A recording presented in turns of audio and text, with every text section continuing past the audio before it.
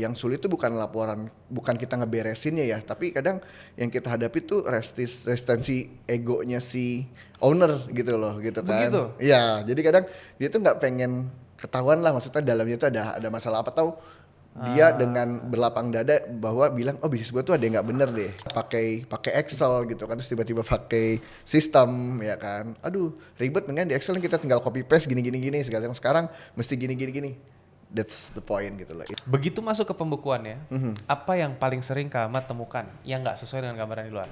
Paling sering Yes. rekening usaha sama pribadi nggak dipisah. Oke.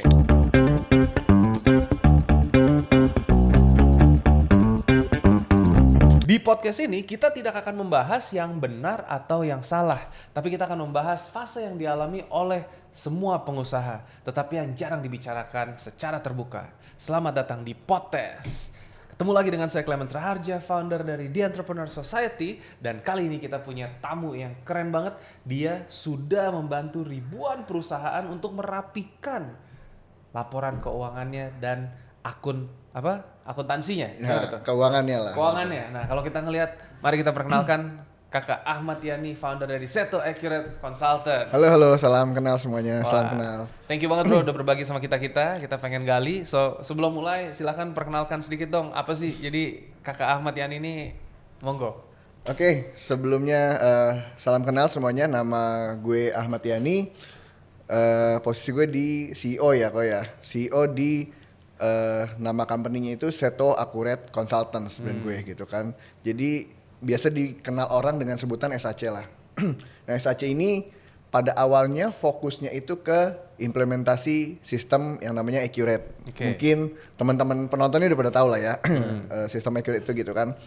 Nah, tapi beberapa tahun belakangan ini gue pun lagi concern ke bukan cuman ke implementasinya gitu kan, tapi bagaimana mendigitalisasi bisnis-bisnis yang sekarang berlangsung gitu kan. Jadi membantunya bukan cuma dari sisi laporan keuangannya itu, tapi dari semua sisi gitu kan, marketingnya, CRM-nya gitu kan, everything lah yang udah mau siap digitalisasi kita bisa bantu. Mantap. Nah, ini teman-teman, Kakak Ahmad Yani itu sudah menyaksikan berapa tadi? Ribuan. Ada berapa klien dari tahun berapa deh? Kita dari tahun 2012. Gitu kan, 2012. sampai dengan saat ini kurang lebih di 6.000 entitas lah kita 6.000. dipercaya ya. Wes. Nah. 6.000 entitas yang tadinya berantakan, terus Betul. sekarang jadi rapi nih gitu ya. Betul sekali kok. Nah, makanya kita bakal belajar banyak di sesi ini teman-teman. Jadi kalau belum subscribe, kalau belum like, please. Nah teman-teman kalau pengen kenal Kak Ahmad Yani, coba ditampilin guys. Kita lihat nih di sini. Seto Accurate Consultant. Ya, teman-teman kalau pengen tahu nih, ini follow aja Instagramnya langsung, nanti linknya akan ada di caption, Kak Ahmad Yani IAN. Terus next kita lihat untuk Seto Accurate-nya di sini setoaccurate.com. Websitenya yes, setoaccurate.com. Seto Accurate SZETO ya, accurate.com. Terus sama Instagramnya di sini ya, Seto Consultants. Dan Kakak Ahmad ini juga banyak berbagi di YouTube ya kalau nggak salah ya. Yes. Nah gitu nggak apa-apa, nanti teman-teman bisa Google, bisa cari sendiri deh gitu. Kalau pengen belajar soal keuangan, ini bakal bagus banget nih. Kakak Ahmad Yani juga salah satu member elites kita, dan kita juga nanti akan lebih banyak kolaborasi untuk ngomong tentang literasi keuangan buat teman-teman, terutama yang sudah punya bisnis yang pengen supaya nggak pusing-pusing lagi mikirin. So kita mulai. Jadi Kak Ahmad Yani kan udah belasan tahun berapa tahun? Belasan tahun ya, dengan 6.000 entitas tadi udah menyaksikan gitu bangun Seto dan mendampingi ribuan klien. Jadi ada nggak sih momen dimana kalau misalkan Kak Ahmad sadar bahwa ternyata yang paling sulit bukan membenahi keuangan bisnis klien, tapi meyakinkan bahwa ada masalah yang perlu dibenahi? Banyak banget sih sebenarnya kayak gitu kan. Jadi oke. In case ada case lah, salah satu klien kita juga gitu kan. Dia ini manufacture sambal. Sambalnya yang ngedistribusi ke resto-resto yang ada di Indonesia. Gitu Wow, kan. gede dong. Gede, pabrik ya di Cikarang gitu kan. Yang kita tahu seperti itu harusnya laporan keuangannya bagus, rapi gitu kan. Ownernya udah tinggal aman lah ya gitu kan. Ternyata pada saat gue ketemu ownernya langsung, ternyata dia baru cerita tuh gitu kan. Ternyata bisnisnya tuh ada sekali di dalamnya ini ya, kalau di trace lebih deep lagi gitu kan, banyak sekali semacam fraud lah sebenarnya gitu kan. Aduh. Ya, dimana fraud itu mungkin baru dia tahu pada saat dia mau mulai pakai sistem. Pasti gitu kan, kalau nggak pakai sistem fraud itu pasti nggak akan ke trace lah Ya. gitu kan. Nah sehingga dia minta bantuan kita tuh gitu kan. Nah syukurnya adalah orang ini tuh sadar bahwa ada yang salah di bisnisnya gitu kan. Nah terkadang yang tadi nyambung ke pertanyaan tadi gitu loh, yang sulit tuh bukan laporan, bukan kita ngeberesinnya ya, tapi kadang yang kita hadapi tuh resistensi egonya si owner gitu loh gitu kan. Begitu? Iya, jadi kadang dia tuh nggak pengen ketahuan lah, maksudnya dalamnya tuh ada masalah apa, tahu dia dengan berlapang dada bahwa bilang oh bisnis gue tuh ada yang nggak bener deh gitu kan. Kadang case kayak gitu tuh kita sering temuin gitu kan, lu mau gue pakai sistem misalnya gitu kan, enggak lah bisnis gue jalan-jalan aja gitu kan. Khawatirnya begitu dipakai sistem barulah kan ketahuan mana yang benar mana yang kurangnya gitu. Biasa I tuh see. dari situnya gitu kan, itu yang terkadang jadi kendalanya kita, bukan cuma bagian teknis implementasinya ya, kadang di situnya dulu. Pertama itu, kedua culture company. Itu yang lebih complicated lah gitu kan.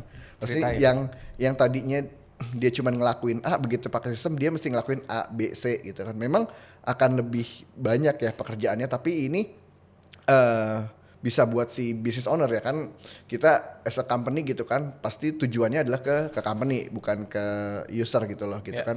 Gimana company ini long life gitu kan, gimana semua orang di dalamnya bisa hidup gitu loh ya kan. Nah terkadang kultur-kultur yang sudah lama terbentuk bisa belasan puluhan tahun itu begitu kita masuk itu akan sulit kita ubah gitu kan. Yang tadinya gampangnya lah pakai Excel gitu kan, terus tiba-tiba pakai sistem ya kan, aduh ribet, mendingan di Excel kita tinggal copy paste gini segala, yang sekarang mesti gini. That's the point gitu loh. Itu yang salah satu kendalanya kita lah biasanya dalam menghadapi klien ya gitu loh. Kendala-kendala yang di luar, benar-benar di luar lapangan keuangan lah gitu. Kalau membereskannya kayaknya selagi ada data segala macam kita bisa deh. Iya, mantap. Dan ini terjadi ya, bahwa masih ada pengusaha-pengusaha di luar sana yang ngerasa kayaknya, aduh udahlah perusahaan gue udah benar gitu, nggak mau. Banyak, bahkan kayak kalau by data ya kayak 80 persenan itu gitu kan. Pengusaha itu banyak yang collapse tuh gitu kan. Karena memang dia nggak sadar gitu kalau akan misalnya omsetnya tinggi gitu kan. Tapi secara detail ke bawahnya tuh dia nggak perhatiin.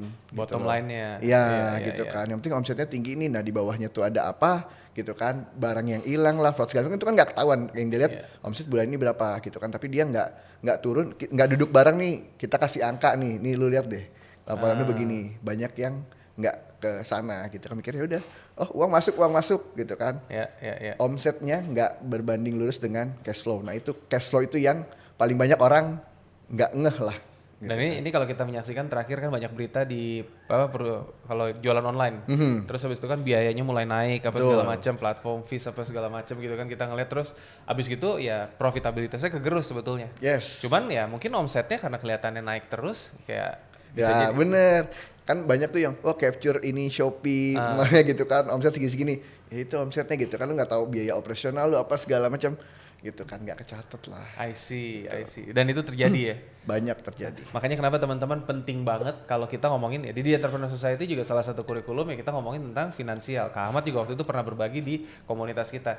Cari komunitas yang bisa ngebangun supaya bisa kamu tuh bisa upgrade diri kamu, belajar, dan nanti kita bakal kerjain lebih banyak event-event lagi bareng ya. Semoga ini bisa lebih banyak membantu teman-teman pengusaha untuk tadi mulai minimal sadar adaptasi terhadap gunanya sistem.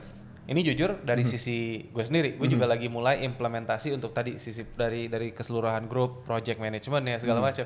Disaranin sama beliau suruh pakai ClickUp. Nah itu satu aplikasi lagi, terus buset dah, mesti ngomongin dari flow-nya, bikin semua diisi. Itu kan kayak project management tool saya kosong, tapi kita mesti ngisi framework apa segala macam. Itu mumpung sambil jaga bayi, jadi lembur-lembur gitu. Jadi masih oke lah. Dibantu juga. Ini kalau ngomong seperti itu teman-teman, kalau kita nggak pakai sistem akan ketinggalan. Tapi kita tadi udah dengar ya dari Seto, dia udah menyaksikan. Nah itu teman-teman mesti bisa mulai nanti coba pelajari kalau pengen tanya lebih detail. Tapi kita pengen di sesi ini kenal lebih dalam tentang Kakak Ahmad Yani. Kak Ahmad Yani, jadi nih kita ngomongin CEO tadi kan, di luar itu apa yang paling menyita pikiran belakangan ini? Nah kita pengen gali nih lebih personal. Jadi itu gue sih melabelkan diri gue tuh orang yang pengen selalu belajar hal baru gitu loh. Baik hal itu mendukung karir profesional ataupun enggak gitu kan. Everything yang hal baru lah, gue tuh nggak menutup kemungkinan gitu loh. Kayak misalnya sekarang kan lagi sibuk kita belajar AI, ya kan, mulai dari cloud tuh gitu kan, open cloud lah gitu kan, kita belajar semua gitu kan. Di luar itu ya belajar jadi ayah yang baik juga gitu kan. Kalau tadi Instagramnya dilihat banyaknya konten-konten gue sama anak ya gitu kan. Oke. Gitu. Karena emang nggak bangun personalitas untuk profesional di Instagram, profesional di LinkedIn aja lah. LinkedIn, cukup benar gitu kan. Instagram buat tadi ya kan core memory sama anak kan mungkin ngeliat Instagram bokap lu apa tuh, betul. bokap lu ini ya gitu loh, arahnya kesana. Sekarang lagi jadi ayah yang baik aja lah. Mantap. Itu dulu sih. Itu belajar yang lifelong learning, bro. Ya itu dia, makanya tadi gue bilang gue orang yang selalu belajar hal baru lah, apapun itu. Mantap. Emang kita sebagai pengusaha ya sebagai personal harus selalu upgrade diri, kalau nggak ketinggalan. Benar. Iya, anak usia sekarang mau 3 sih, September 3. Nanti 3 tahun. Wih, betul. Ulang tahunnya September kayak gue. Cocok. Nah, nanti kalau udah 3 tahun tuh berarti dia udah lari-larian, udah ini ya, udah ngomong lancar dong ya berarti ya. Udah bawel lah. Udah bawel. Ini enggak lempar-lempar barang segala macam udah. Untungnya enggak gitu kan. Dia anaknya lumayan tertib lah gitu. Wih, kan. Bagus dong. Ya dari kecil jadi emang karena emang peran ibunya juga lah. Ibunya kan full time di rumah ya gitu kan. Jadi emang yang dia full time ngurus anak segala macam ya, alhamdulillah puji Tuhan gitu kan. Bisa diatur lah anaknya. Bisa diatur. Nurut lah. So, kembali lagi ke Ahmad Yani. Jadi kita pengen tadi kan kalau ngelihat nih, kayaknya ke Ahmad Yani timnya juga udah cukup banyak. Ya bisnis juga udah berjalan gitu ya. Nah, kalau kita ngelihat dari bisnis-bisnis yang ribuan tadi yang udah pernah ditanganin, omset ada, produk bagus, tim jalan. Tapi begitu masuk ke pembukuannya, apa yang paling sering Kak Ahmad temukan yang nggak sesuai dengan gambaran di luar? Paling sering? Yes. Rekening usaha sama pribadi nggak dipisah. Oke. Itu kayak di atas 60% lah gua ketemu. Oh gitu. Terus habis itu setelah pakai sistem dipisah? Ya betul. Karena kan gue tuh handle nggak cuman yang corporate ya gitu kan, tapi yang middle ke bawah juga kan kita bantu juga di eskalasi biar dia bisa jadi PT lah. Betul. Gitu kan. Ya pas ditanya gimana pembukuannya, enggak Pak, saya yang penting yang kita catat tuh uang masuk uang keluar gitu kan. Terus rekening perusahaannya mana, enggak sih masih pakai rekening pribadi, campur dong buat bayar listrik, air gitu kan. Iya, terus bedainnya gimana? Nah itu Pak saya bingung. Nah itu tuh di atas 60% lah gua ketemu. Akhirnya yang kayak gitu kamu kan. Sistem ini dipisah tuh? Bisa? Iya. Ya rekening yang penting nggak mesti rekening PT atau CV, maksudnya pisah aja, lu bikin 2 rekening terpisah kayak it's okay gitu kan. Penting tahu ini buat bisnis, ini buat pribadi gitu kan. Itu sering loh. Sering ya? Itu jarang ketemu ya padahal ya. Tapi setelah diajarin mereka ada resistansi nggak untuk berubah? Mostly sih pasti maunya berubah gitu kan. Cuman yang tadi gue bilang kadang kepentoknya sama culture gitu loh. Justru menurut gue kalau mau berubah itu justru sebelum gede. Karena kalau udah gede tuh lebih effort gitu loh. Betul. Justru dia bilang, aduh Pak, saya mesti pindah sekarang, saya belum banyak nih transaksi gini. Ya justru karena belum banyak lu ganti gitu kan. Kalau udah banyak, lu nanti alasannya udah makin banyak Pak transaksinya. Gitu. Selalu ada excuse lah sebenarnya gitu kan. Betul. Bilang, tiap orang tuh tinggal nunggu waktunya aja sebenarnya saat lu beralih ke sistem gitu loh. Entah karena kesadaran atau karena terpaksa sama situasi. Itu aja poinnya.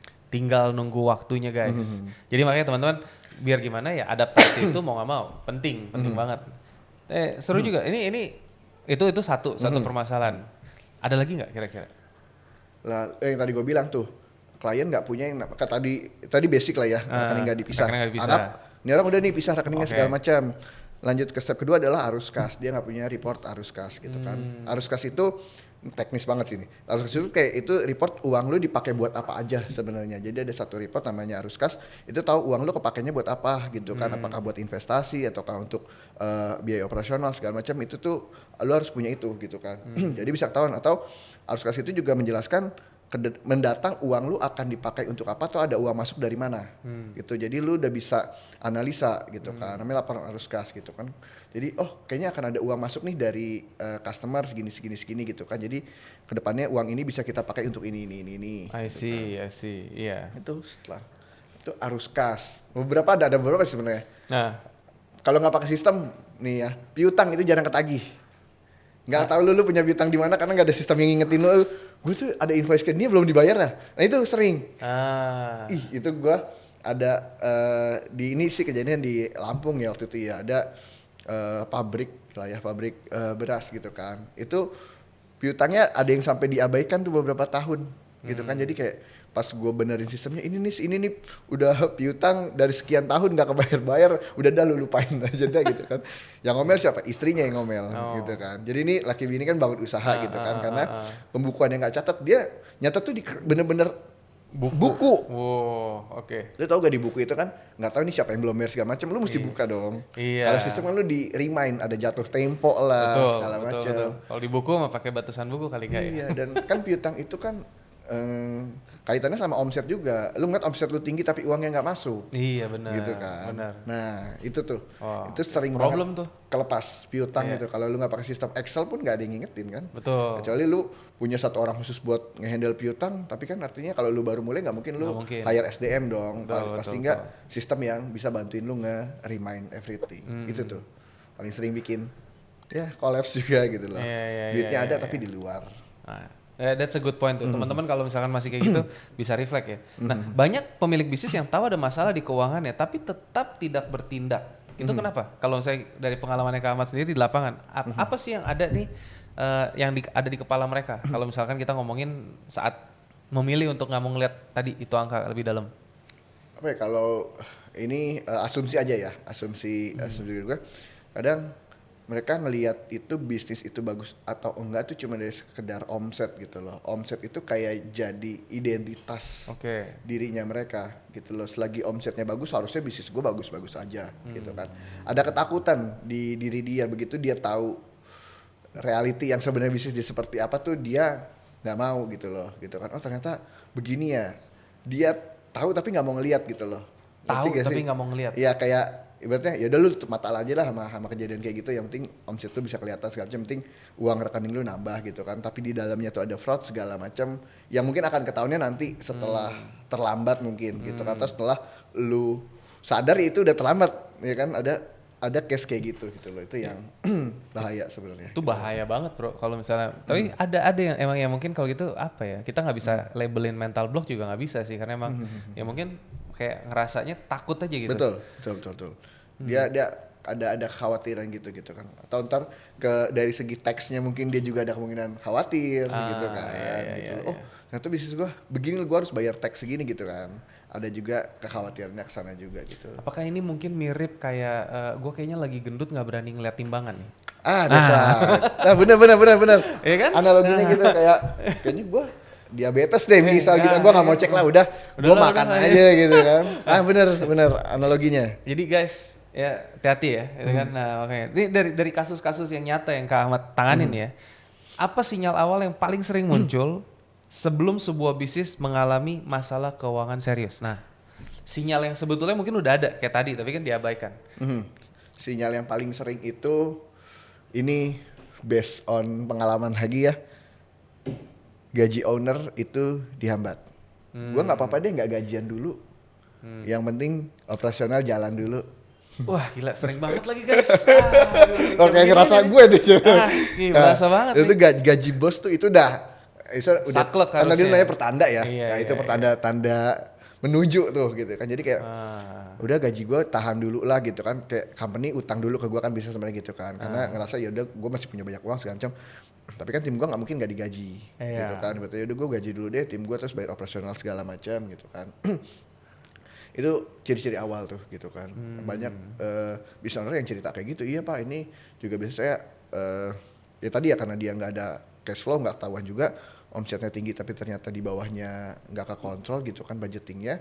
Jadi yang dia korbanin apa gitu kan, ya expense-nya salary dia yang paling gede gitu kan. Pasti dia yang paling gede dong salary-nya gitu kan. Belum tentu. Nah belum tentu ya. Kalau kita lagi ngebangun.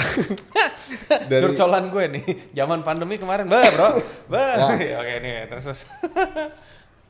Itu yang paling sering karena itu yang kayaknya paling mudah dia lakukan karena decisionnya terhadap diri dia sendiri gitu loh, nggak ke lain. tim. Iya, Yes gitu kan, timnya fine aja gitu kan. Terus selain itu juga hutang-hutang yang diajukan untuk pinjaman, kan masih bisnis pasti dapat pinjaman uang dari bank segala macam dia ngajuin, itu kebanyakan untuk biaya operasional gitu loh, buat bayar supplier lah, vendor lah gitu kan. Yang harusnya sebenarnya yang benernya itu kalau kita mau utang kita buat ekspansi sebenarnya gitu kan. Ekspansi itu either way lu nambah produk lu gitu kan, berbagai macam varian, atau lu bisa buka cabang baru kah, atau buka bisnis unit baru lah biasanya. Konkretnya tuh peminjaman tuh ke arah sana untuk ekspansi lah gitu kan. Tapi kalau lu pinjam uang buat nutupin yang tadi ya, bayar vendor segala macam gitu kan, itu udah gali lubang tutup lubang. bener. Nah itu udah pertanda juga tuh gitu kan, banyak kok yang kayak gitu kan, dapat pinjaman dari bank yang dia bisa pakai kredit limitnya besar gitu kan, tapi kepakainya yang buat ya udah nih buat bayar vendor ini gitu kan. Buat nyambung hidup justru. Yes gitu kan. Ada momen tertentu nggak sih yang bikin Kak Ahmad tuh sadar bahwa klien tertentu udah ngelewatin titik di mana kondisinya bisa dibenahi secara mudah. Jadi kalau memang ada gitu kan, apa yang kira-kira mungkin yang udah berantakan banget sampai tadi mungkin udah utang atau segala macam gitu. Ada nggak pernah ngalamin gitu? Maksudnya itu dia survive atau gimana?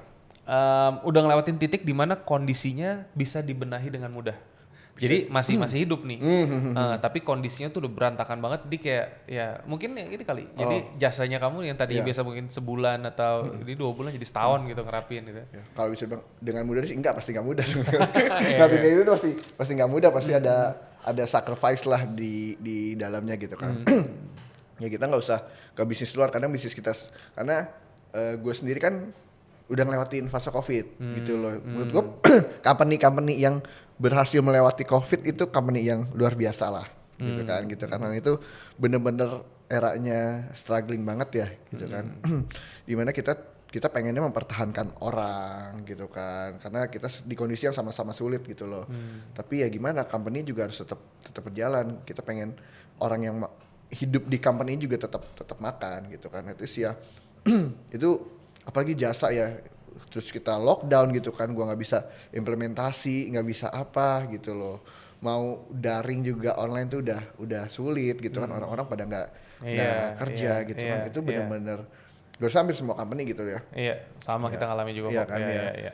Ya untungnya nggak gila aja gitu ya, karena gue juga disupport sama tim yang bagus lah, sama teman-teman gue gitu kan, sama ada satu foundernya juga gitu kan, yang emang selalu ngasih hal-hal positif ke kita. Jadi kayak kadang kan kalau psikologi gitu ya, apapun yang kita terima kan baliknya ke feedbacknya kita ya, outputnya kita dalam menghadapi itu tuh seperti apa gitu kan. Ya mungkin pada saat kemarin sih kita ambil posisinya, kita dikasih waktu ini untuk bebenah gitu loh gitu kan.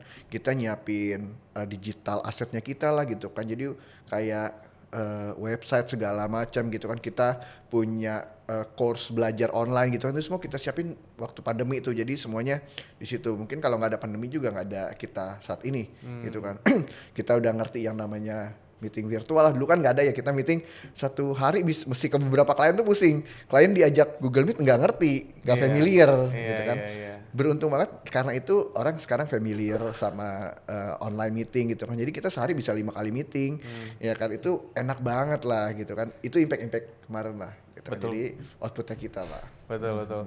Itu ya positifnya ya guys, sama lah, kita ngerasain kita kan lebih jauh efektif, efisien. Ini teman-teman mungkin banyak belajar ya tadi dari sesi yang pendek ini. Kita masih ada nanti part 2-nya, tapi sebelum itu kita pengen cut off dulu di sini supaya teman-teman bisa dapat break dulu ya. Mungkin one final deh Kak Ahmad, ada satu pesan nggak buat teman-teman yang lagi nonton saat ini, kira-kira apa sih yang mereka perlu pertimbangkan dan jaga?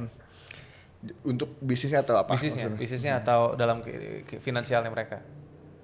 Saya ada satu kata itu yang menurut saya melekat, itu silakan. Adaptasi. Adaptasi itu mungkin kata yang kecil tapi menurut saya itu maknanya luas sekali gitu menurut gue. Adaptasi ini panjang, adaptasi terhadap bisnis kita sendiri, adaptasi terhadap kompetitor gitu, adaptasi terhadap lingkungan, everything. Dengan satu kata ini tuh artinya luas. Kalau kita nggak mau adaptasi gitu kan, ngikutin zaman gitu kan, ya tinggal tunggu waktu aja gitu loh. Entah kita ditinggal, ya kita ketinggalan lah poinnya. Even ke tim sendiri ya, gue mesti adaptasi ke generasi yang sekarang dibanding generasi yang dulu. Cara gue nge-treat mesti beda gitu kan. Dulu diomel-omelin kuat, sekarang omelin dikit psikolog. Iya benar juga, gitu, nggak salah tuh. Yang penting itulah, jangan khawatir ya, balik lagi ke sistem ya. Sistem itu kan salah satu bentuk adaptasi. Dari manual lu mesti adaptasi ke sistem gitu kan. Mau atau enggak adaptasi tinggal tunggu waktu aja. Mau cepet hilang atau lu tetap nyaman di situ gitu kan. Ya. Jadi alam pun gitu ya. Yang hukum rimba ya gitu kan. Lu nggak bisa beradaptasi, lu akan punah. Begitu pula di bisnis. Yes. That's it. Thank you banget Kak Ahmad Yani udah berbagi sama kita. Senang banget teman-teman, semoga bisa belajar banyak ya. Stay tune untuk part 2-nya karena kita bakal gali lagi lebih dalam nanti ini realita di balik transformasi itu seperti apa. Jadi teman-teman nanti saksikan terus, follow kalau belum, subscribe, dan kalau emang teman-teman pengen bertumbuh berkembang bareng sama kita, come and join us bergabung dengan The Entrepreneur Society. Di sini adalah tempat kamu tempat kamu bertumbuh dan hashtag lagi jadi versi terbaik kamu. So jangan sampai ketinggalan dan nanti bisa ketemuan langsung sama Kakak Ahmad Yani, orang-orang kayak gini nih. Asik. Thank you banget bro udah berbagi sama kita. Dan sebagai penutup, kalau saya sebut The Entrepreneur Society masih ingat jawabannya? Asik. Go bold and beyond. Oke, kalau gitu 1, 2, 3. The Entrepreneur Society, Go bold and beyond. Sampai jumpa.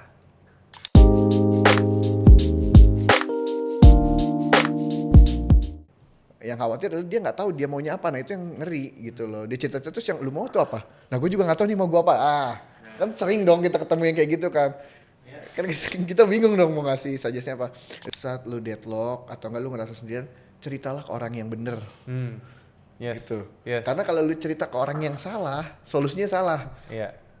Kalau itu kayaknya semua konsultan pasti ngalamin. Nah. Nggak mungkin semuanya tuh nurut sama kita lah ya. Pasti ada yang tetap dengan pendiriannya mereka gitu. Nah, terus apa yang you lakukan kalau lagi di titik itu?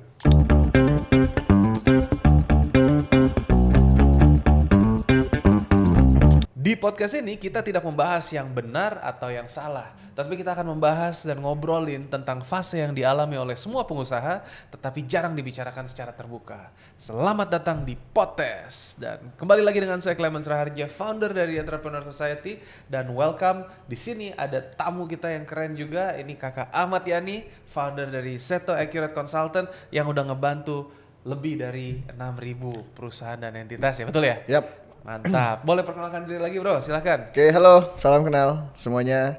Saya Ahmad Yani, CEO dari Seto Accurate Consultants ya.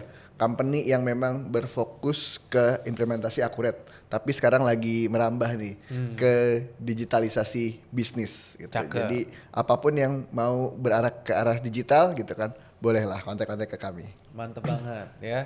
Dan ini nanti teman-teman kalau pengen kenalan langsung bisa ngelihat di Instagramnya, kenalan sama Kakak Ahmad Yani. Ini Instagram personalnya kita lihat, ahmadyani.in, silahkan.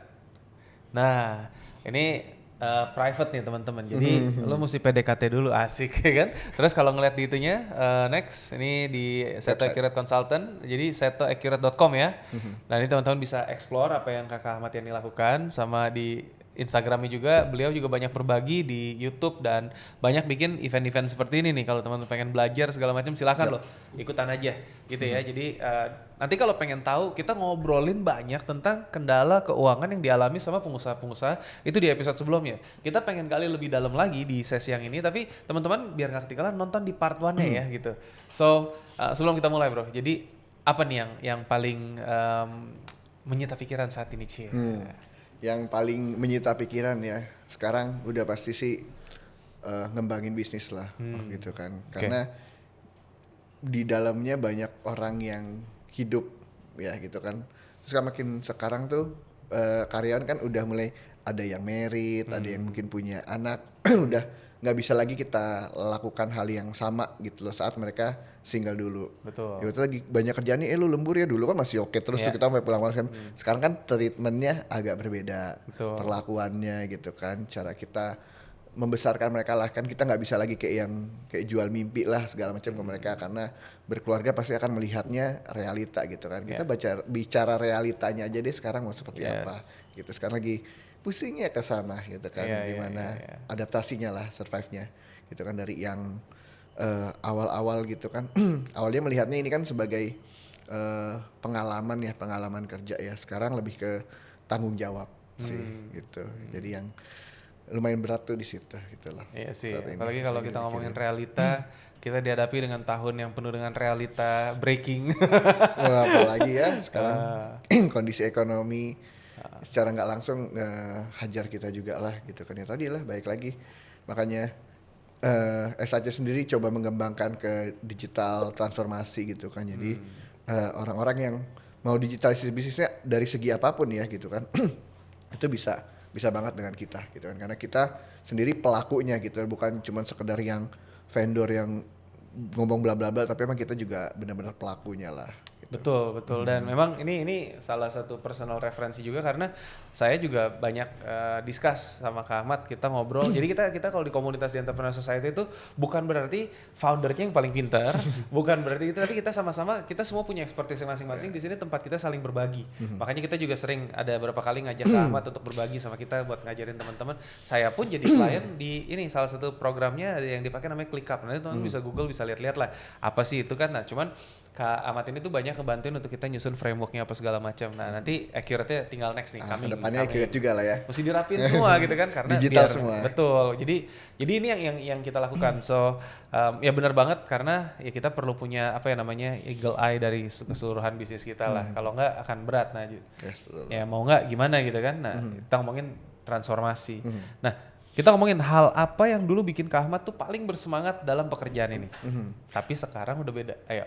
Yang paling semangat dulu apa? Terus yang sekarang udah beda. Dulu paling semangat adalah ketemu orang baru. Oke. Jadi gue tuh tipikal yang mungkin nggak bisa kerja back office gitu, misalnya doing the same thing at the long time gitu loh gitu kan. Jadi Padahal accounting. bener gitu kan entahlah dari awal tuh gue bilang gue tuh nggak pengen kerja kantoran gitu, mikirnya tuh seperti itu gitu kan. Ya. Karena kayak kita sekolah udah jalan yang sama, ketemu orang yang sama gitu kan. Berapa tahun lah kita sekolah gitu kan sampai kuliah gitu kan. Pengen tuh kerjaan yang penuh banyak ketemu orang, pengalaman gitu kan. Nah, bertemulah di sini gitu. Yeah. Dulu tuh yang bikin senang adalah setiap kali ke klien ketemu orang baru, ketemu masalah baru gitu kan. Bisa dapat solving baru gitu kan. Tukar pikiran lah. Kita kan ketemu orang, apalagi gue ya awal kan pasti ketemu orang yang lebih pinter lah pastinya gitu kan, lebih pengalaman dari gue. Mereka kan ngasih ilmu gitu loh. Jadi itu yang awal-awal tuh bikin seneng, ketemu ini levelnya GM dia kasih ilmu, ketemu ini levelnya owner dia kasih ilmu. Itu dulu tuh senangnya ke sana gitu loh. Nah, sekarang bergesernya karena sekarang udah di posisi ini. Sekarang arahnya tuh lebih ke saat gue ketemu orang, gue merasa bertanggung jawab atas bisnisnya dia juga gitu loh, gitu kan. Saat dia memutuskan untuk ya udah kita mau mulai digitalisasi bisnisnya gitu kan. Oke lah pakai SAC gitu. Nah di situ tuh gue ngerasanya tuh adalah bentuknya tanggung jawab sekarang gitu loh. Jadi kayak udah bukan pengen yang ketemu banyak orang lagi gitu, tapi dengan satu orang gue bisa ngejaga tanggung jawab gue nih di sini gitu kan. Tanggung jawabnya either mereka sukses gitu kan pakai sistemnya baik akurat, baik ClickUp tadi gitu kan, atau hal lainnya gitu kan. Dan mereka juga bisa ngasih feedback positif juga ke gue gitu kan, dan juga bisa ngasih referensi lo ya tentunya ke depannya gitu kan. Jadi yang berbeda tuh di situ. Dulu tuh senang ketemu orang gitu, sekarang tuh kayak gue ketemu lu tuh gue tuh punya tanggung jawab, lu tuh masih bisa gitu loh. Ngerti gak sih kayak lu pakai ClickUp ya udah lu tanya gue aja lah ya penting. Nah, jadi ada feel tanggung jawabnya di situ. Dulu tuh enggak. Dulu tuh yang penting gue ketemu lu senang bla bla bla. Sekarang tuh lebih ke situ, tanggung jawab, ada owner segala macam ketemu gitu kan. Gue tanggung jawab, oke gue bakal bantu lu beresin segala macam. Lebih ke sana aja sih perbedaannya ya. Perbedaannya itu justru kalau ini malah bikin lebih lelah atau lebih mateng? Lebih tentunya sih sebenarnya kalau lelah pasti sih ya. Itu kayaknya lelah tuh bukan choice deh. Responsibility soalnya kan. Lelah tuh udah pasti gitu kan. Itu kayak nggak satu hal yang bisa kita pilih gitu kan. Cuman ya senangnya gitu loh. Gue ketemu orang, tukar pikiran segala macam gitu kan. Jadi ngerasain feel-nya beda gitu loh sama yang dulu gitu kan. Dan sekarang masih tetap kayak gitu, kayak sepertinya gue ketemu lu kan, lu share. Karena gue pikir di setiap person yang gue temuin pasti gue akan dapat ilmu baru deh. Dan gue tuh gue kan akan datang ke mereka dengan gelas yang kosong gitu loh. Jadi lu jelasin ke gue misalnya kayak cloud gitu kan, oh ini bisa kayak gitu tuh gue nggak tahu gitu kan. Jadi gue tuh nggak kayak yang datang ngehakimin lu kok nggak beres sih gini-gini, enggak. Itu gue akan datang dengan ya gue gitu loh kosong, lu kasih ilmu aja ke gue nggak apa-apa gitu kan. Gue tuh lebih senangnya kayak gitu. Ini humility teman-teman, kerendahan hati ini justru yang harus dimiliki semua orang, karena kita benar-benar ya benar tadi, setiap orang punya pengalamannya mereka sendiri yang kita mungkin nggak pernah dengar, kita nggak pernah tahu. Jadi kita akan selalu belajar kalau kita jadi gelas kosong. Tapi kalau tadi dibilang tanggung jawab brother, itu sama teman-teman gabung ke The Entrepreneur Society. Kalau bisnisnya nggak berkembang, beban bener. moral, beban moral. Makanya jadi makanya mesti ada, nggak bisa sendirian. Kita mau mengubah Indonesia, apalagi kita tahu lah Indonesia itu negara yang kaya. Kita tuh perlu supaya bisa bikin Indonesia tuh apa ya, rakyatnya tuh pinter gitu ya. Cuman ya ini ntar kalau ngomong politik nggak enak gitu ya. Tapi kita cuman ya dengan tenaga dan resources yang kita punya, ya kita ketemukan orang-orang seperti ini, kita bisa berbagi. Semoga ini bisa menjadi satu channel yang bagus buat teman-teman, di follow, di subscribe ya. Terus nanti kenalan sama Kakak Ahmad, yang link-linknya semua akan dibagiin di kolom caption gitu. Ya semoga ini bisa bikin kalian naik kelas. Kalau nggak beban moral tadi kan. Bener banget. Iya. Nah, terus kalau kita ngomong banyak nih, Kak Ahmad kan udah ngalamin tadi ketemu dengan banyak pemilik bisnis ya kan, banyak klien-kliennya ribuan entitas gitu. Nah, banyak pemilik bisnis itu ngerasa lonely, sendirian saat memutuskan untuk akhirnya membenahi sistem keuangannya. Karena yang nggak ada yang benar-benar mengerti itu beratnya seperti apa. Nah, dari sisi Kak Ahmad sebagai konsultannya, itu gimana biasanya Kak Ahmad tuh masuk dalam kesendirian itu? Personalnya ke ininya nih. Oke. Kalau gue biasanya itu lebih banyak sih coba mendengarkan sih sebenarnya gitu kan. Saat ketemu orang nih dia punya masalah, gue kan nggak banyak omong sebenarnya, tapi pengen dengerin dia dulu. Oke, lu coba deh sharing kayak problem lu tuh apa, dan gue tuh bukan juga sebagai judge gitu loh, jadi lu nggak dengerin aja dia cerita dulu gitu kan. Jadi pengen ibaratnya break the wall-nya dulu gitu kan, karena bercerita itu menurut gue salah satu kemampuan yang nggak dimiliki semua orang juga gitu kan. Ada orang yang jago ngomong gitu kan, kayak tadi ya business owner kan tadi lonely ya gitu kan, karena ngerasa nggak ada yang bantu gitu kan, mungkin dia butuh tempat cerita segala macam. Nah gue tuh hadir ke sana dulu awal-awal gitu kan. Kenapa bisnisnya gitu kan, iya nih bisnis gue gini, barulah dia mulai cerita. Gue mencoba dia break the wall, dia open dulu tuh, karena kalau temboknya masih ada gue nggak akan bisa masuk gitu kan. Jadi kita break the wall dulu, mereka buka cerita segala macam, dan dari situ mungkin gue baru pelan-pelan bisa masuk gitu kan. Nah kadang pertanyaan awal gue tuh yang suka gue tanya adalah balik ke awal gitu ya, goals lu punya bisnis nih untuk apa sih gitu kan, atau goals lu mau pakai sistem tuh apa gitu kan. Misalnya bisnisnya udah running segala macam tapi dia pengen ekspansi gitu kan, ya kan gue tanya dari versi dianya dulu gitu kan, yang lu pengen tuh sebenarnya apa, keinginan lu tuh apa gitu kan. Jangan sampai yang khawatir adalah dia nggak tahu dia maunya apa. Nah itu yang ngeri gitu loh. Dia cerita terus yang lu mau tuh apa, nah gue juga nggak tahu nih mau gue apa. Kan sering dong kita ketemu yang kayak gitu kan. Kan kita bingung dong mau ngasih suggest-nya apa. Jadi gue mesti tahu. Oke, kalau lu nggak tahu, coba deh lu balik ke belakang, awal-awal lu bikin bisnis, goals lu tuh apa gitu kan.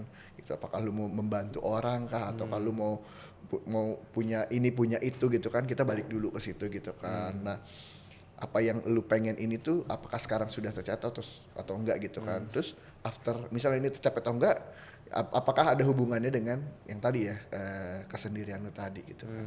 Karena ibaratnya kalau untuk kayak gitu tuh, kayak kita ngomongin analogi gampangnya gitu lah, kayak di ruangan tuh tugas gue tuh cuma nyalain lampunya doang. Lu mau masuk atau enggak ke ruangan itu ya balik lagi ke lu nya gitu kan.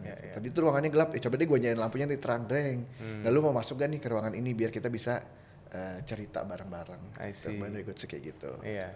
Which is bagus banget, karena sometimes kalau kita lagi duduk di kegelapan itu ya kita bingung tuh, bro. Dan emang jadi pengusaha itu dalam banget. It's a very lonely journey. Kenapa? Karena ya setiap orang pasti akan ngalamin ini, dan teman-teman yang menuju ke arah sana ya, kalau emang kamu mau naik gimana pun caranya, mau ke arah kesuksesan, semakin tinggi pohonnya kan semakin kita nggak bisa curhat sembarangan. Kalau misalnya makin tinggi posisinya kita curhatnya sama tim atau apa segala macam, itu kan juga bisa jadi malah nanti menjatuhkan moral, bisa jadi malah bikin ini segala macam. Bener banget sih ya. Gue keingetan kalau ngomong cerita itu, keingetan nggak ke klien ya, ke tim pun begitu. Gue tuh selalu bilang ke tim gue, saat lu deadlock atau enggak lu ngerasa sendirian, ceritalah ke orang yang bener. Gitu. Karena kalau lu cerita ke orang yang salah, solusinya salah. Kalau mentok-mentok lu cerita deh ke gue gitu kan, karena gue tuh insya Allah bisa ngasih solusi lah ke kalian gitu kan. Betul. Karena kalau kalian, gue cerita masalah ke yang seletingan sama gue, yang selevel aja belum tentu ketemu solusinya loh. Gitu kan, apalagi ke bawah gitu kan. Ya, paling nggak gue cerita ke atas. Lu nggak punya atasan, mentok lu punya sedikit religi, lu punya Tuhan. Betul. Gue mentok, gue minta Tuhan, minta petunjuk ya Tuhan gitu kan. Gimana sih gue menghadapi ini? Kan kita bercerita, tapi harus ke yang lebih atas. Betul. Kalau enggak ya tadi kita kan kalau diam di kegelapannya itu sendiri ya bukannya kita diam satu tempat, nanti spiral down tuh. Akhirnya bisa jadi masuk jatuh, depresi apa segala macem. Kayak gitu. Dan ini real teman-teman ya. Makanya jadi ya kenapa kita bentuk The Entrepreneur Society, karena coba kita ngomongin walaupun ngomongin ini oke lah ceritanya founder, ini member, padahal salah satu member elite kita by the way. Saya banyak belajar dari tadi ngomongin accurate, ClickUp segala macam transformasi, belajar. Dan ya kita harus tadi seperti kata Kak Ahmad selalu rendah hati mau mendengarkan, karena apa? Gelas kosong. Kalau enggak ya udah lu sotoy aja dan mau sukses kagak bisa begitu beneran deh. Itu menyaksikan actually kemarin sempat ketemuan sama beberapa temen kan, terus ngobrol-ngobrol cerita dia ada ya satu co-foundernya nih, ini levelnya tuh udah tech gitu, jadi yang coding dan sebagainya jago gitu. Tapi ternyata memang mungkin udah nyampe di cap-nya aja, cuman dia tidak mau mengaku itu. Nah kalau udah kayak gitu tuh jadi wah susah juga ya kan. Nah nggak bisa berkembang lagi, akhirnya dia mau naik ke atas nggak bisa, akhirnya levelnya stuck di situ. Nah kalau kita tidak mau merendahkan hati dan bilang gue masih harus belajar hal baru ya gitu. Sayang. Tapi itu ternyata Kak Ahmad lebih banyak mendengarkan ya, jadi membangun hubungan personal yang bagus gitu kan. Nah ini pertanyaan yang mungkin cukup dalam, kayak di titik mana Kak Ahmad tuh sadar bahwa Seto itu bukan lagi sekedar penyedianya cuman training software, tapi udah jadi mitra transformasi bisnis yang lebih dalam. Dan apa yang harus Kak Ahmad lepaskan untuk sampai ke situ? Oke. Sadar itu ada momen di mana gue nerima telepon salah seorang klien yang ngajak ketemu. Ketemunya bukan bahasa accurate. Berarti kan dia ngajak gue ketemu di luar skill utama gue, gitu kan. Ada satu momen di situ, Pak, bisa ketemu gak? Tapi saya nggak pengen ngomongin accurate. Dia ngajak kayak gitu kan. Ya udah Pak, kita ketemu di mana gitu kan. Oh boleh, kita ketemu, dan ngajak ketemunya pun nggak di kantor. Itu sih tuh nggak mau timnya tahu dia ketemu gue atau gimana ya. Akhirnya dia ngajak ketemu tuh di luar gitu kan. Nah di situ cerita lah gitu kan, karena gue mungkin nggak ngerti di bisnis dia gitu kan, tapi gue bisa sharing pengalaman gue di berbagai macam klien gitu. Jadi gue bisa terapkan, Pak, pengalaman saya di PT yang ini dia tuh pakai cara gini gitu loh. Contoh gue ambil satu case gitu kan ya, ada kesulitan dia ngontrol tim gitu kan. Timnya dia nggak punya tools, nggak punya apapun gitu loh untuk ngontrol si timnya ini. Apakah dalam sebulan itu timnya ini benar-benar kerja maksimal atau enggak gitu kan. Kan dia minta saran gitu kan dari gue gitu kan. Misalnya pengalaman Pak Ahmad nih di klien-klien yang sebelumnya gimana sih cara mereka kayak gitu kan. Nah disitu kan gue sadar berarti it's not about accurate gitu loh, gue bilang gitu kan. Ya udah pada saat itu, nah itu berpikirlah ke arah yang tadi gue jelasin, ke digital transformasi tadi gitu kan. Sehingga untuk mengontrol segala sesuatu tuh lu butuh tools, butuh segala macam gitu kan. Nah gue ceritakan lah gitu kan, Pak, untuk kontrol biasanya standar company KPI, ya sih gitu kan. KPI kita set segala macam gitu kan, dan KPI itu pun nggak mutlak langsung jadi gitu kan. Pasti setiap kuartal atau setiap tahunnya bakal ada pembaruan. Jangan pikir sekali bikin langsung jadi, bisa aja nggak achieve. Nggak achieve bukan karena timnya, bisa aja KPI-nya yang salah gitu kan. Jadi KPI pun kita rombak-rombak terus tuh. KPI tahun ini sama tahun depan bisa jadi beda gitu loh. Nggak ada KPI yang fix, karena ya tadi ya, karena perusahaan berkembang gitu kan. Zaman berkembang, nggak mungkin ada sesuatu yang pasti ya di dunia ini gitu kan. Gue jelasin itu ke si klien tersebut gitu kan. Nah tinggal kontrolnya pakai apa gitu kan. Ada banyak cara, Pak. Pertama ya pasti Bapak mesti ada satu, mungkin kalau Bapak punya orang kepercayaan bisa minta orang itu buat handle gitu kan, buat ngasih report ke Bapak. Atau kalau Bapak memang belum punya orang seperti itu, mau nggak mau kan mesti micromanage gitu kan. Kalau micromanage ya lu butuh tools buat bantu gitu kan. Satunya dulu pernah pakai Trello gue gitu kan, pakai banyak tools gitu kan. Ya akhirnya di situ baru gue bisa memperkenalkan tools lain yang gue pakai gitu kan. Oh ternyata orang butuh gini juga. Nah di situ baru pikir, oh iya berarti ini tuh ya memang awalnya itu kan kita dari accurate ya gitu kan. Ternyata accurate ini membuka jalan untuk gue berelasi sebenarnya gitu kan. Berelasi, jadi orang jadi terbuka. Ya kasarnya ya, lu keuangannya aja udah kasarnya telanjang gitu di depan gue gitu kan. Masa lu mau cerita yang lain nggak mau terbuka sih gitu kan. Gue bisa lihat kok laporan lu gini segala macam, gue dengan mata gue bisa lihat keadaannya gimana, gue tahu gitu kan. Tapi itu bukan untuk judgement gitu kan. Cuman untuk bentuk bahwa it's okay terbuka sama gue gitu kan. Toh gue menjaga profesionalitas gue sampai dengan 14 tahun ini kita bisa di titik ini karena trustnya itu. Betul. Gitu. Dari situ tuh gue sadarnya tuh di situ. Keren. Ini kita bisa kolaborasi lebih banyak, Bro. Pasti. Kenapa? Karena gue juga kan banyak teman-teman yang datang mentorship. Mentorship itu kan mereka terbuka problemnya di mana. Tapi ya gue emang bukan konsultan keuangan. Kita baru bangun yang Aurelian Tax and Accounting itu untuk jasanya memang. Tapi kalau untuk transformasi perusahaan internalnya sama Seto Accurate tetap. Jadi ya make sense gitu loh. Apa yang you bilang ngerti banget dan pada saat kalau ya gimana ya kalau misalnya nggak benar-benar terbuka gimana caranya kita bisa kasih solusi, tapi justru dengan yang tadi karena udah terbuka udah tahu semuanya ternyata ada hal-hal lain yang akhirnya bisa ngebantu mereka, which is ya kayak bilangnya Seto Accurate tapi gue masuknya klik up duluan, so, ya udahlah apa-apa.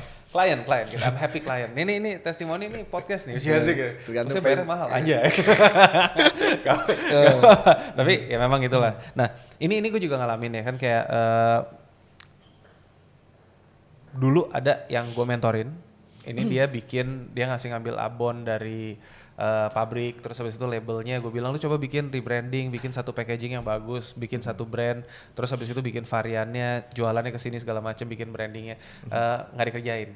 Ya padahal kalau dikerjain tuh waktu itu belum ada yang mungkin kalau kita sebut mungkin Raja Abon atau apa itu brandnya nggak tahu udah haki atau belum. Cuman dari dulu aku udah kasih ini di SUS waktu pertama kali tes mulai awal-awal berdiri belum punya badan, belum punya nama itu, belum punya brand, itu kita masih ngumpul pengusaha itu kayak 2015 lah, 2016 ngasih saran itu. Tapi ya dia nggak ngikutin, dia jadi ngambil cuman jualan abon, dia paling ngambil margin mungkin berapa ribu perak, tambahinnya mungkin mentok-mentok 10.000 kali gitu. Sayangnya mereka nggak ngikutin. Nah, pernah nggak sih kalau Kak Ahmad ini berada di posisi udah kasih rekomendasi yang benar, tapi kliennya tetap memilih untuk nggak ngikutin. Jadi ya Kak Ahmad tahu apa yang akan terjadi selanjutnya gitu kan. Pernah nggak ngalamin posisi seperti itu? Kayak aku kan tadi cerita, ya kita ngalamin juga gitu. So kalau itu kayaknya semua konsultan pasti ngalamin. Nah. Nggak mungkin semuanya tuh nurut sama kita lah ya. Pasti ada yang tetap dengan pendiriannya mereka gitu. Nah, kan. terus apa yang Gitu. you lakukan kalau lagi di titik itu? Yang gue lakukan gue coba tetap menemani dia aja sih. Gitu kan. Menemani. Oke. Gue tetap coba menemani dia gitu kan. In case dia sadar atau enggaknya mau pakai gua case-nya ya atau enggaknya gitu kan. Gue tetap menemani apapun yang dia tanyakan, gue tetap akan coba balas gitu kan. Karena menurut gue misalnya lu nggak jadi klien gue lah gitu kan, tapi lu tetap jadi partner gue segala macam, mungkin money-nya kita ngomong uang ya gitu kan, uangnya nggak dari lu, mungkin dari yang lain atas apa yang gue lakuin ke lu gitu kan. Gue nggak berharap apa yang gue lakuin itu akan dibalas oleh orang yang sama sih, gue bilang gitu. Jadi gue bilang gue baik ke lu nggak baik ke gue, menurut gue it's okay gitu kan. Mungkin kebaikan lain gue dapat dari orang lain atas kebaikan gue ke lu gitu kan. Jadi case-nya begitu, gue tuh belajar melepaskan gitu kan, kayak kita udah demo, udah meeting segala macam, nggak deal nih, wah kan ini ya lumayan ya gitu kan. Jadi oke lah mungkin dengan demo ini, karena sering banget kejadian kayak gitu gitu kan, kayak Pak ini kemarin saya lihat Bapak nih demo di sini boleh gak datang ke kantor kita, atau nggak deal nih, terus mungkin headnya pengennya tetap pengen pakai, dia sampai pindah company-nya akhirnya pakai gue juga gitu loh. Jadi karena dia nggak, jadi kan dia udah ngedatengin gue gitu kan, udah sounding lah ke ownernya buat pakai sistem, karena dia nggak bisa kalau nggak pakai sistem, tapi ownernya nggak mau, akhirnya dia pindah company itu akhirnya tetap pakai kita juga gitu kan. Gitu karena gue juga tulus, ya udah kalau nggak deal oke Pak Bu gitu kan. Gue akan tanya kalau misalnya nggak deal, ada bottleneck-nya gak sih yang mungkin perlu gue perbaiki nih, takutnya dari sisi guanya atau dari tim yang ada yang salah gitu kan. Pertama tetap tanya itu dulu sih gitu kan. Kadang jawabannya kan suka ada yang nggak ngejawab juga gitu kan, tiba-tiba ghosting aja gitu kan. Ya udah oke gitu kan. Tapi kalau yang ngejawab ya Pak, misal dari angkanya misalnya kurang cocok, kurang so, ya udah Bu it's okay gitu kan, mungkin belum jodohnya gitu kan. Cuman kalau Ibu mau berpikir hal lain gitu kan, kita boleh coba bantu, atau ada kendala lain mungkin yang mau disampaikan selain accurate-nya, kita coba masuk dari sisi yang lain lagi gitu kan. Gue selalu bilang aku banyak partner, karena gue juga nggak ngerjain semua ini sendiri ya. Misalnya kayak tadi Click Up kan gue pakai partner gue gitu kan, gue kenalin gitu loh. Gue nggak yang greedy mau ambil semuanya, enggak. Gue kan coba, misalnya dia butuh produk ini, misalnya ada master online gitu kan ke depannya gitu loh. Tuh teman-teman nanti lihat ya, ada linknya di bawah sini, silakan. Nah, terus ada master online gitu. Jadi terkadang jadi kendala tuh dia tidak nurutnya, kita kan nggak tahu kenapanya gitu. Cuma balik lagi yang tadi gue sampein, tugas gue tuh cuma nyalain lampu aja gitu kan, biar semuanya terang ya. Tugas lu mau masuk atau enggak balik lagi ke lu gitu kan. Cuman ya gue percaya ya, karena kita punya pondasi ya, punya kepercayaan, punya agama gitu kan. Apa yang kebaikan gue lakuin ke orang lain, itu nggak jadi uang ya, akan jadi hal baik lagi kok, baik dari orang lain atau dari siapapun. Gue akan banget. selalu percaya itu. Keren. Nah, so keren banget brother. Di luar semua tanggung jawab dan pencapaian yang sekarang ada, apa yang masih bikin Kak Ahmad Yani itu semangat dan bangun pagi ke kantor? Final question. Ke kantor nih ya. Ke kantor. Kalau kantor udah pasti yang paling bikin semangat adalah notifikasi pekerjaan teman-teman. Notif, oke. Ya, yang tadi di click up tadi tuh ya. Betul, Karena itu kan online ya gitu kan. Notif mereka masih bersemangat kerja, update semua pekerjaannya karena sadar dari situ mereka hidup gitu loh. Gue tuh udah di momen melihat bahwa mereka ini hidup dari sini gitu loh, dari pekerjaan mereka saat ini ya gitu kan. Jadi gue bisa mungkin mengembangkan CSC ini sehingga orang-orang yang ada di dalamnya juga bisa ikut berkembang gitu. Jadi kalau perusahaan berkembang kan orangnya juga akan ikut berkembang gitu loh. Itu salah satu yang bikin semangat sih. Terus mungkin agak dibilang naif tapi ini bikin semangat. Chat dari klien tuh bikin semangat. Baik itu dia nanya masalah atau apa, itu selalu bikin gue, Pak bisa ditelepon atau nggak nanya kasus, Pak ini kenapa begini ya gitu kan. Itu tetap bikin gue semangat. Jadi tetap nge-refresh gue lagi gitu kan. Even yang kayak gue nggak kan pegang akurat juga udah sedikit-sedikit gitu sebenarnya kan gitu loh. Karena itu nge-refresh gue lagi untuk mengingatkan untuk lu masih perlu banyak belajar lagi lo, banyak hal baru lo, gini segala macam. Itu yang bikin semangat pagi lah gitu. Mantap. Oke. Semoga semangatnya terus, dan teman-teman juga yang nonton sampai akhir ini, thank you banget udah stay.